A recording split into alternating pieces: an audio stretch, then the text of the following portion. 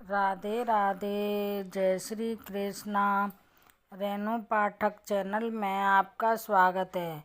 आज आप सुनोगे अध्याय 21 और कृष्ण चालीसा। 21वें महात्म में श्रीमद् भगवत गीता पाठ। श्री भगवान देवी लक्ष्मी से कहते हैं, लक्ष्मी, भगवत गीता के प्रथम अध्याय के महात्म्य का उत्तम उपाख्यान मैंने तुम्हें सुना दिया।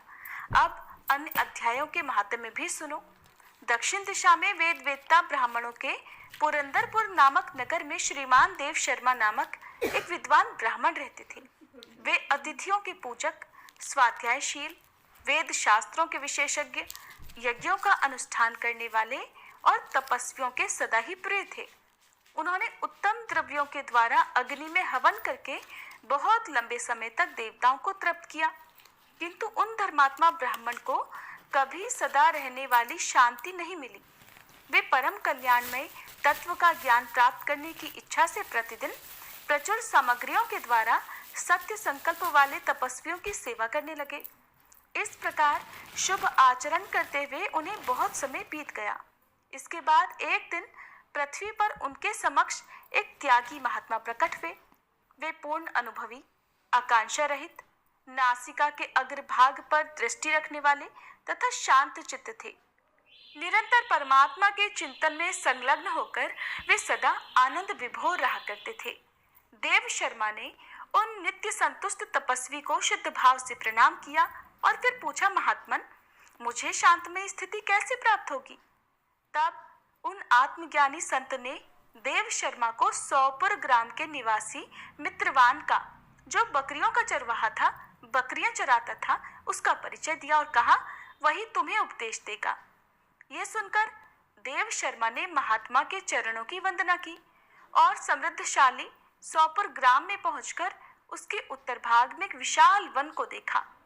उसी वन में नदी के किनारे एक पत्थर पर मित्रवान बैठा हुआ था। उसके नेत्र आनंद से निश्चल हो रहे थे और वह बिना पलक झपकाए लगातार देख रहा था। वह स्थान आपस का स्वाभाविक वैर छोड़कर एकत्रित हुए परस्पर विरोधी जंतुओं से घिरा हुआ था। वहां उद्यान में मंद मंद हवा चल रही थी। मृगों के झुंड शांत भाव से बैठे थे और मित्रवान दया से भरी हुई आनंदमयी मनोहारिणी दृष्टि से पृथ्वी पर मानो अमृत छिड़क रहा था। इस रूप में उसे देखकर देव शर्मा का मन प्रसन्न हो गया। वे उत्सुक होकर बड़े विनय के साथ मित्रवान के पास गए। मित्रवान ने भी अपने मस्तक को थोड़ा झुकाकर देव शर्मा का सत्कार किया। इसके बाद विद्वान देव शर्मा अनन्य चित्त से मित्रवान के पास गए और उसके ध्यान का समय समाप्त हो गया। उस समय उन्होंने अपने मन की बात पूछी, महाभाग, मैं आत्मा का ज्ञान प्राप्त करना चाहता हूँ। मेरे इस मनोरथ की पूर्ति के लिए मुझे किसी ऐसे उपाय का उपदेश कीजिए जिसके द्वारा सिद्धि प्राप्त हो चुकी हो। देव शर्मा की बात सुनकर मित्रवान ने एक क्षण तक कुछ विचार किया और उसके बाद इस प्रकार कहा, विद्वन, एक समय की बात है, मैं वन के भीतर बकरियों की रक्षा कर रहा था। इतने में ही एक भयंकर बाघ पर मेरी दृष्टि पड़ी। वह बाघ मानो सबको खा लेना चाहता हो। मैं मृत्यु से डरता था, इसलिए व्याघ्र को आते देखकर बकरियों के झुंड को आगे करके मैं वहां से भाग गया। किंतु एक बकरी तुरंत ही सारा भय छोड़कर नदी के किनारे उस व्याघ्र के पास बेरोक टोक चली गई।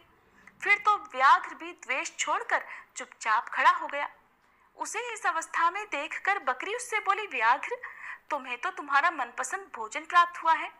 मेरे शरीर से मांस निकालकर प्रेम पूर्वक खाओ ना।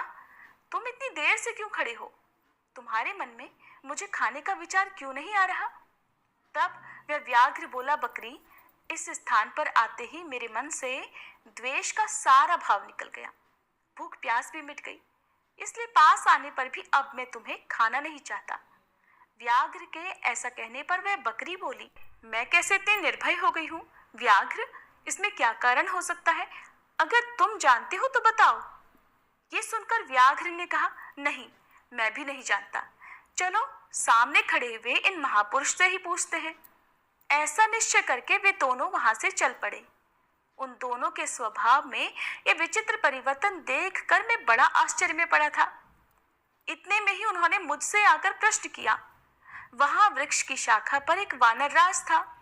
उन दोनों के साथ मैंने भी वानर राज से पूछा, विप्रवर। मेरे पूछने पर वानर राज ने आदरपूर्वक कहा कि अजापाल सुनो, इस विषय में मैं तुम्हें प्राचीन वृतांत सुनाता हूँ। ये सामने वन के भीतर जो बहुत बड़ा मंदिर है उसकी ओर देखो। इसमें ब्रह्मा जी का स्थापित किया हुआ एक शिवलिंग है। पूर्व समय में यहाँ सुकर्मा नाम के एक बुद्धिमान महात्मा रहते थे, जो तपस्या में संलग्न होकर इस मंदिर में नित्य प्रति उपासना करते थे।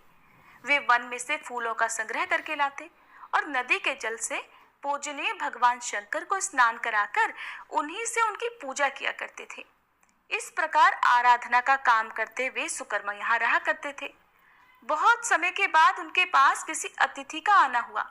सुकर्मा ने भोजन के लिए फल लाकर अतिथि को अर्पण किया और कहा, विद्वन, मैं केवल तत्व ज्ञान की इच्छा से भगवान शंकर की आराधना करता हूँ। आज इस आराधना का फल परिपक्व होकर मुझे मिल गया, क्योंकि इस समय आप जैसे महापुरुष ने मुझ पर अनुग्रह जो किया है। सुकर्मा के ये मधुर वचन सुनकर तपस्या के धनी महात्मा अतिथि को बड़ी प्रसन्नता हुई। उन्होंने एक शिलाखंड पर भगवत गीता का दूसरा अध्याय लिख दिया और ब्राह्मण को उसके पाठ और अभ्यास के लिए आज्ञा देते हुए कहा, ब्राह्मण, इससे तुम्हारा आत्मज्ञान संबंधी मनोरथ अपने आप सफल हो जाएगा। ऐसा कहकर वे बुद्धिमान तपस्वी सुकर्मा के सामने ही उनके देखते देखते अंतर्ध्यान हो गए। सुकर्मा आश्चर्यचकित होकर उनके आदेश के अनुसार निरंतर भगवत गीता के द्वितीय अध्याय का अभ्यास करने लगे। इसके बाद बहुत लंबे समय के बाद अंतःकरण शुद्ध होकर उन्हें आत्मज्ञान की प्राप्ति हुई। फिर तो वे जहां जहां गए वहां का तपोवन शांत हो गया। उनमें शीत, उष्ण और राग द्वेष आदि की बाधाएं दूर हो गई। इतना ही नहीं, उन स्थानों में भूख प्यास का कष्ट भी जाता रहा और भय का सर्वथा वहां अभाव हो गया। ये सब द्वितीय अध्याय का जप करने वाले सुकर्मा ब्राह्मण की तपस्या का ही प्रभाव समझो। मित्रवान ने कहा, वानर राज के ऐसा कहने पर मैं प्रसन्नता पूर्वक बकरी और बाघ के साथ उस मंदिर की ओर गया। वहां जाकर शिलाखंड पर लिखे हुए गीता के दूसरे अध्याय को मैंने देखा और पढ़ा। उसी की आवृत्ति करने से मैंने तपस्या का पार पा लिया है। इसलिए भद्र पुरुष, तुम भी सदा द्वितीय अध्याय की ही आवृत्ति किया करो। ऐसा करने पर मुक्ति तुमसे दूर नहीं रहेगी। श्री भगवान देवी लक्ष्मी से कहते हैं, प्रिय, मित्रवान के इस प्रकार आदेश देने पर देव शर्मा ने उसका पूजन किया और उसे प्रणाम करके पुरंदरपुर की राह ली। फिर वहां किसी देवालय में पूर्वोक्त आत्मज्ञानी महात्मा को पाकर उन्होंने ये सारा वृतांत उनसे निवेदन किया और सबसे पहले उन्हीं से द्वितीय अध्याय को पढ़ा। उनसे उपदेश पाकर शुद्ध अंतःकरण वाले देव शर्मा प्रतिदिन बड़ी श्रद्धा के साथ द्वितीय अध्याय का पाठ करने लगे। तब से उन्होंने प्रशंसा के योग्य परम पद को प्राप्त कर लिया। हे लक्ष्मी, ये द्वितीय अध्याय का उपाख्यान कहा गया। श्री भगवान देवी लक्ष्मी से कहते हैं कि प्रिय, जनस्थान में एक जड़ नामक ब्राह्मण था जो कौशिक वंश में उत्पन्न हुआ था। उसने अपना जातीय धर्म छोड़कर बनिए के व्यापार में अपना मन लगा लिया। उसे पराई स्त्रियों के साथ व्यभिचार करने की आदत पड़ गई थी। वो सदा जुआ खेलता, शराब पीता और शिकार खेलकर जीवों की हिंसा किया करता था। इसी प्रकार उसका समय बीत रहा था। सारा धन नष्ट हो जाने पर एक बार वह व्यापार करने के लिए बहुत दूर उत्तर दिशा में चला गया। वहां से धन कमाकर घर की ओर लौटा। उसने बहुत दूर तक का रास्ता तय कर लिया था। एक दिन सूर्यास्त हो जाने पर जब दसों दिशाओं में अंधकार फैल गया, तब एक पेड़ के नीचे कुछ लुटेरों ने उसे धर दबोचा और बहुत जल्दी उसके प्राण ले लिए। उसके धर्म का लोप हो गया था, इसलिए वह बड़ा भयानक प्रेत हुआ। उसका पुत्र बड़ा धर्मात्मा और वेदों का विद्वान था। उसने अब तक पिता के लौट आने की राह देखी। जब वे वापस लौटकर नहीं आए, तब उनका पता लगाने के लिए वो खुद भी घर छोड़कर चल दिया। अब वह हर दिन अपने पिता की खोज करता, मगर राहगीरों से पूछने पर भी उसे अपने पिता का कोई भी समाचार नहीं मिलता था। इसके बाद एक दिन एक मनुष्य से उसकी भेंट हुई। पिता की जो उसके पिता का सहायक था, वो बड़ा बुद्धिमान था। बहुत कुछ सोच विचार कर पिता का पारलौकिक कर्म करने की इच्छा से आवश्यक सामग्री साथ लेकर उसने काशी जाने का विचार किया। रास्ते में 7-8 जगह पड़ाव डालकर वह 9वें दिन उसी वृक्ष के नीचे पहुंचा जहां उसके पिता मारे गए थे। उस स्थान पर उसने संध्योपासना की और गीता के 3रे अध्याय का पाठ किया। ठीक उसी समय आकाश में बड़ी भयानक आवाज हुई। उसने अपने पिता को भयंकर आकार में देखा। फिर तुरंत ही अपने सामने आकाश में उसे एक सुंदर विमान भी दिखाई दिया जो महान तेज से व्याप्त हो रहा था। उसमें अनेकों छोटी छोटी घंटियां लगी हुई थी। उसके तेज से सभी दिशाएं आलोकित हो रही थी। यह दृश्य देखकर उसके मन की व्यग्रता दूर हो गई।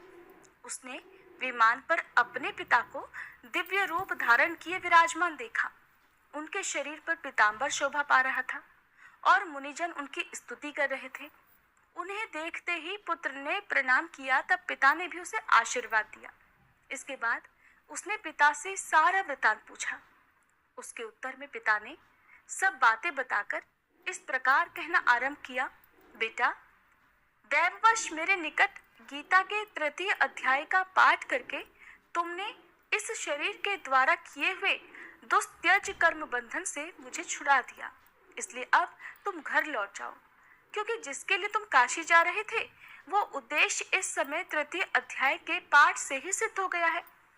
पिता के ऐसा कहने पर पुत्र ने पूछा, तात, मेरे हित का उपदेश कीजिए और कोई कार्य जो मेरे लिए करने लायक हो बतलाइए। तब पिता ने अपने पुत्र से कहा कि बेटा, तुम्हें यही कार्य फिर करना है। मैंने जो कर्म किया है वही मेरे भाई ने भी किया था। इससे वे घोर नरक में पड़े हुए हैं। उनका भी तुम्हें उद्धार करना चाहिए तथा मेरे कुल के और भी जितने लोग नरक में पड़े हैं उन सब का भी तुम्हारे द्वारा उद्धार हो जाना चाहिए। यही मेरा मनोरथ है। बेटा, जिस साधन के द्वारा तुमने मुझे संकट से छुड़ाया है उसी का अनुष्ठान तुम्हें अब औरों के लिए भी करना उचित होगा। उसका अनुष्ठान करके उससे होने वाला पुण्य उन नारकी जीवों को संकल्प करके दे दो।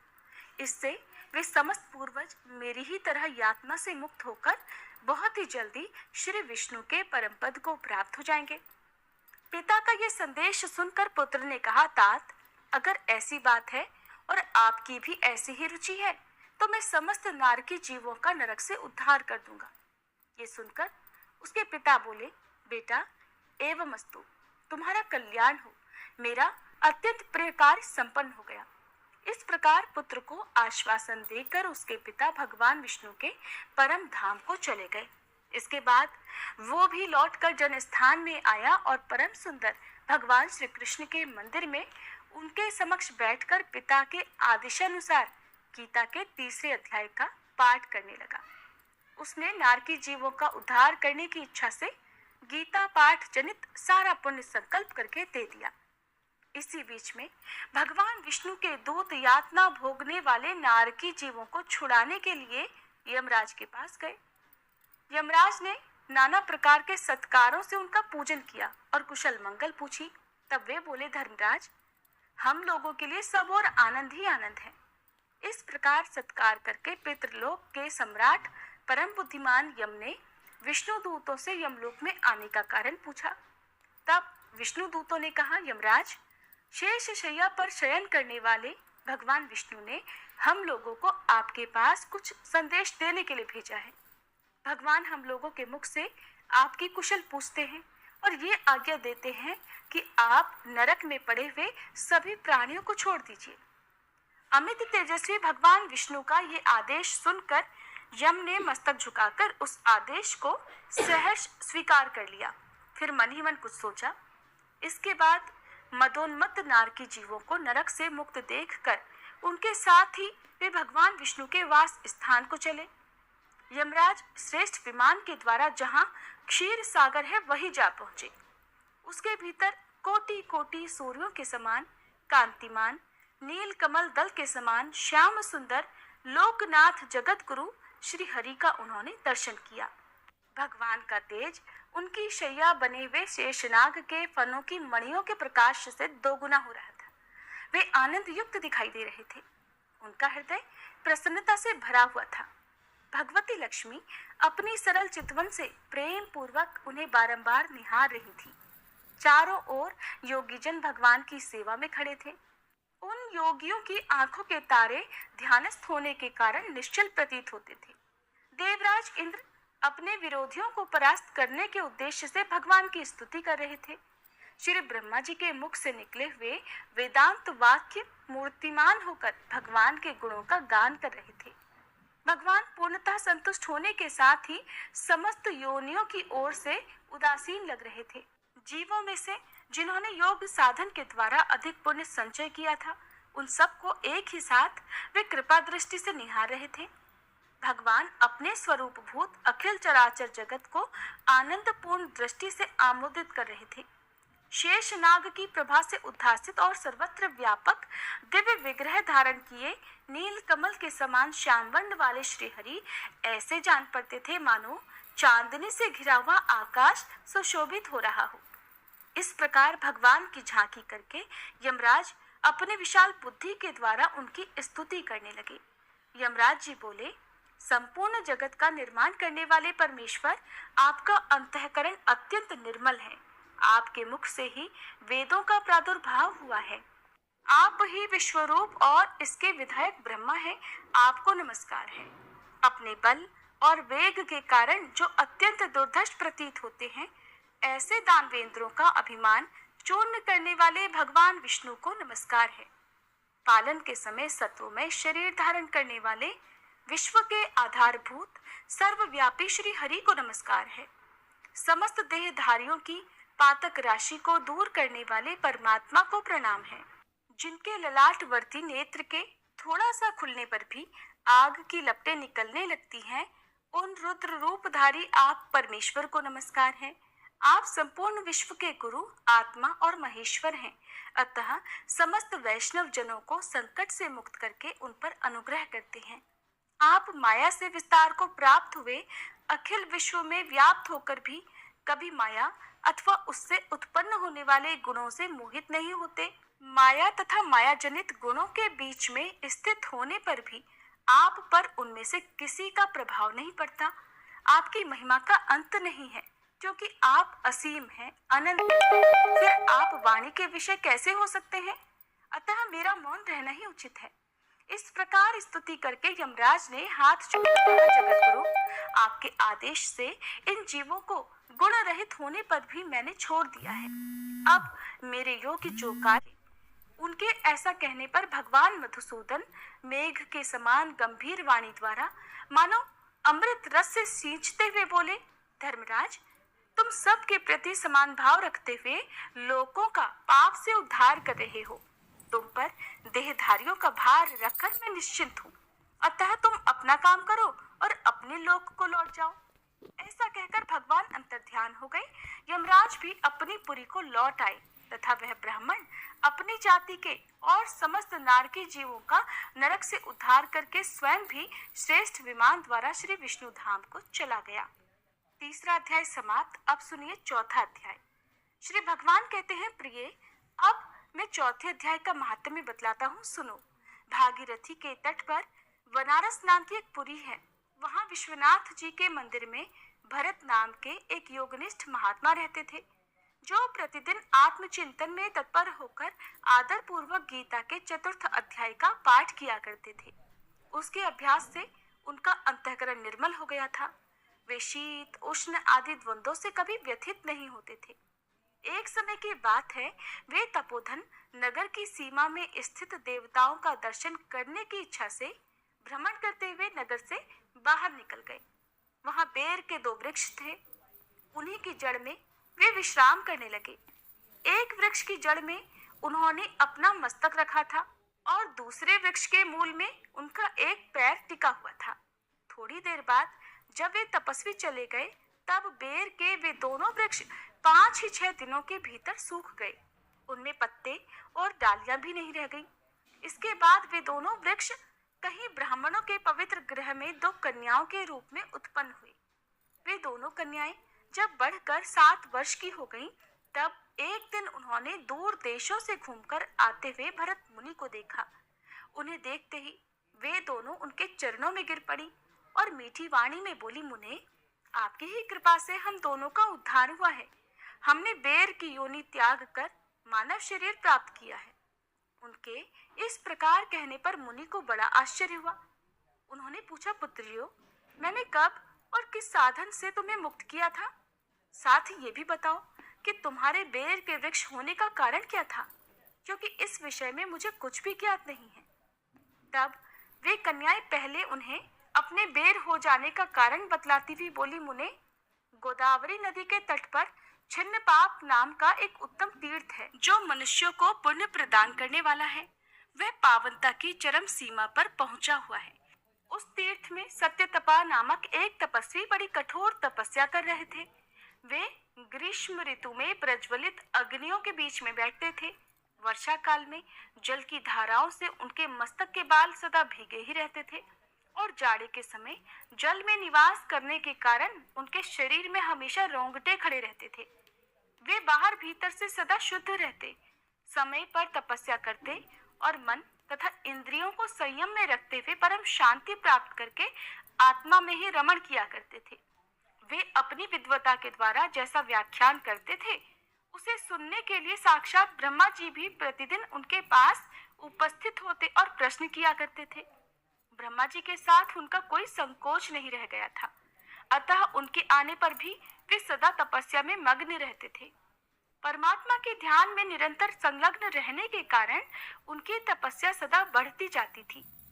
सत्य तपा को जीवन मुक्त के समान मानकर इंद्र को अपने समृद्धशाली पद के संबंध में कुछ भय हुआ। तब उन्होंने उनकी तपस्या में सैकड़ों विघ्न डालने आरंभ किए।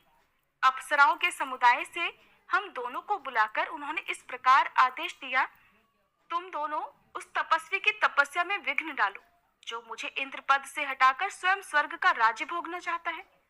इंद्र का ये आदेश पाकर हम दोनों उनके सामने से चलकर गोदावरी के तीर पर जहाँ वे मुनि तपस्या करते थे आ गई। वहाँ मंद और गंभीर स्वर से बजते हुए मृदंग तथा मधुर वेणुनाद के साथ हम दोनों ने अन्य अप्सराओं सहित मधुर स्वर में गान आरंभ कर दिया। इतना ही नहीं, उन योगी महात्मा को वश में करने के लिए हम लोग स्वर, ताल और लय के साथ नृत्य भी करने लगी। बीच बीच में जरा जरा सा अंचल खिसकने पर उन्हें हमारी छाती भी दिख जाती थी। हम दोनों की उन्मत्त गति काम भाव का उद्दीपन करने वाली थी, किंतु उसने उन निर्विकार चित्त वाले महात्मा के मन में क्रोध का संचार कर दिया। तब उन्होंने हाथ से जल छोड़कर हमें क्रोध पूर्वक शाप दिया, अरे तुम दोनों गंगा जी के तट पर बेर के वृक्ष हो जाओ। ये सुनकर हम लोगों ने बड़ी विनय के साथ उनसे कहा, महात्मन, हम दोनों पराधीन थी, अतः हमारे द्वारा जो दुष्कर्म हो गया है उसे आप क्षमा कर दीजिए। ऐसा कहकर हमने उन मुनि को प्रसन्न कर लिया। तब उन पवित्र चित्त वाले मुनि ने हमारे शापोद्धार की अवधि निश्चित करते हुए कहा कि भरत मुनि के आने तक ही तुम पर यह शाप रहेगा। उसके बाद तुम लोगों का मर्त्यलोक में जन्म होगा और पूर्व जन्म की स्मृति भी बनी रहेगी। मुने, जिस समय हम दोनों बेर वृक्ष के रूप में खड़ी थी, उस समय आपने हमारे समीप आकर गीता के 4थे अध्याय का जप करते हुए हमारा उद्धार किया था, अतः हम आपको प्रणाम करती हैं। आपने केवल शाप से ही नहीं बल्कि इस भयानक संसार से भी गीता के 4th अध्याय के पाठ द्वारा हमें मुक्त कर दिया। श्री भगवान कहते हैं, उन दोनों के इस प्रकार कहने पर मुनि बहुत ही प्रसन्न हुए और उनसे पूजित होकर विदा लेकर जैसे आए थे वैसे ही चले गए तथा वे कन्याएं भी बड़े आदर के साथ प्रतिदिन गीता के 4th अध्याय का पाठ करने लगी, जिससे उनका उद्धार हो गया। हरे कृष्ण। आज के महात्म्य में बस इतना ही। अब सुनिए श्री कृष्ण चालीसा पाठ। बंशी शोभित कर मधुर नील जलद तन श्याम, अरुण अधर जनु बिंबा फल नयन कमल अभिराम, पूर्ण इंद्र अरविंद मुख पीतांबर शुभ साज, जय मन मोहन मदन छवि कृष्ण चंद्र महाराज, जय यदुनंदन जय जगवंदन, जय वसुदेव देवकी नंदन। जय यशोदासुत नंद दुलारे, जय प्रभु भक्तन के धृगतारे। जय नट नागर नागन थैया, कृष्ण कन्हैया धेनु चरैया। पुनि नख पर प्रभु गिरवर धारो, आओ दीनन कष्ट निवारो। वंशी मधुर अधर धरि तेरी, होवे पूर्ण मनोरथ मेरो। आओ हरि पुनि माखन चाखो, आज लाज भारत की राखो। गोल कपोल चिबुक अरुणारे, मृदु मुस्कान मोहिनी डारे। रंजित राजीव नयन विशाला, मोर मुकुट वैजंती माला। कुंडल श्रवण पीत पट आछे, कटी किंकणी काछन काछे। नील जलज सुंदर तन सोहे, छवि लखि सुर नर मुनि मन मोहे। मस्तक तिलक अलक घुंघराले, आओ कृष्ण बांसुरी वाले। करी पय पान पूत नहीं तार्यो, अका बका कागा सुर मार्यो। मधुवन जलत अग्नि जब ज्वाला, भय शीतल लखित ही नंद लाला। सुरपति जब ब्रिज चढ़ियो रिसाई, मसूर धार वारी वर्षाई। लगत लगत ब्रज चहन बहायो, गोवर्धन नख धारी बचायो। लखिय सुदा मन भ्रम अधिकाई, मुख मह 14 भुवन दिखाई। दुष्ट कंस अति उधम मचायो, कोटि कमल जब फूल मंगायो। नाथी काली यही तब तुम लीन्हे, चरण चिन्ह दे निर्भय कीन्हे। करी गोपिन संग रास विलासा, सबकी पूरन करी अभिलाषा। केतिक महा असुर संग हार्यो, कंस ही केस पकड़ दे मार्यो।